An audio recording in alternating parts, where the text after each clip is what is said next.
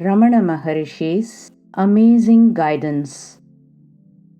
The habit makes us believe that it is difficult to cease thinking.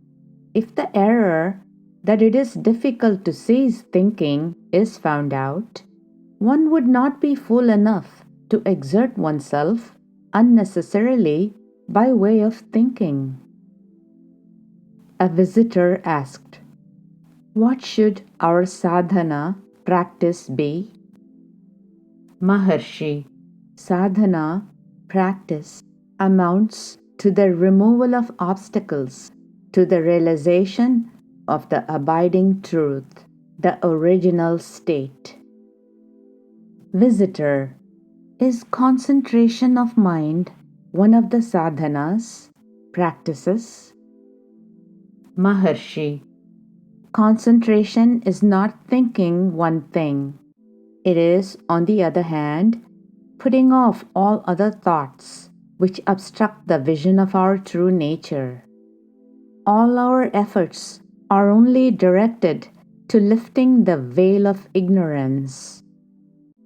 Now it appears difficult to quell the thoughts. In the self-realized state, it will be found more difficult to call in thoughts. For are there things to think of? There is only the self. Thoughts can function only if there are objects. But in reality, there are no objects. Objects are only mental creations. How can thoughts arise at all? The habit makes us believe that it is difficult to cease thinking. If the error that it is difficult to cease thinking is found out, one would not be fool enough to exert oneself unnecessarily by way of thinking.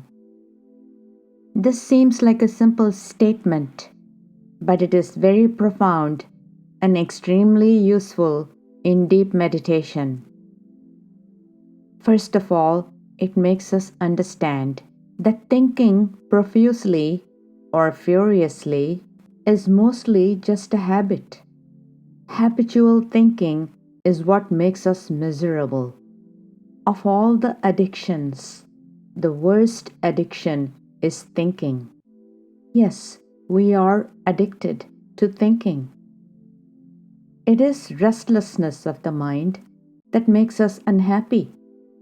When we are concentrating on something or focusing on some creative work, we are peaceful because at that time we are not restless or thinking too much.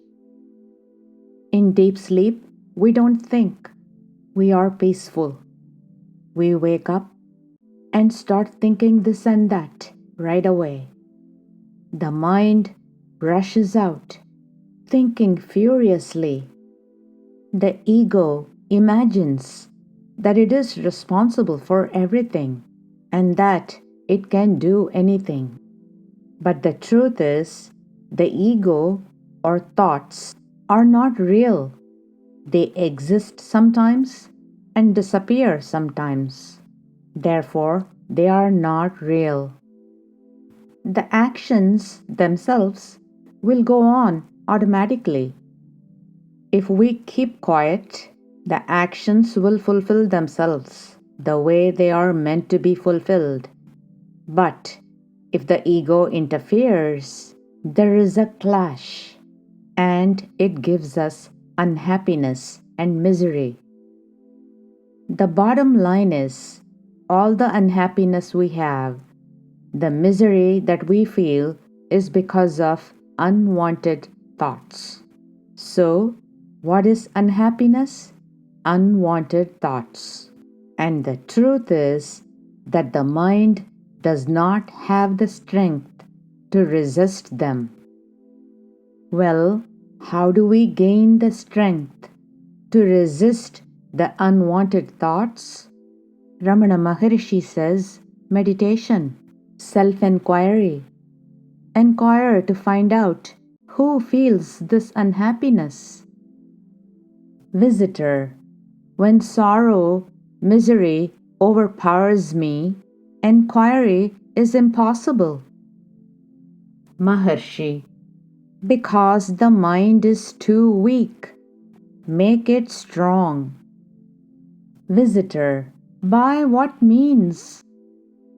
Maharshi, Satsang, Ishvara Aradhana, Pranayama, association with the wise, worship of God, breath control. Visitor, what happens by following these methods? Maharshi, misery is removed. Our aim is removal of misery. You do not acquire happiness. Your very nature is happiness. Bliss is not newly earned. All that is done is to remove unhappiness. These methods do it. And what causes unhappiness? The habit of thinking unnecessarily. The habit makes us believe that it is difficult to cease thinking. If the error that it is difficult to cease thinking is found out, one would not be fool enough to exert oneself unnecessarily by way of thinking. Remember this teaching by Ramana Maharshi in your meditation and self-enquiry. Remind yourself about this in your day-to-day life among your activities. Kick the habit of thinking excessively, and you will be peaceful and happy.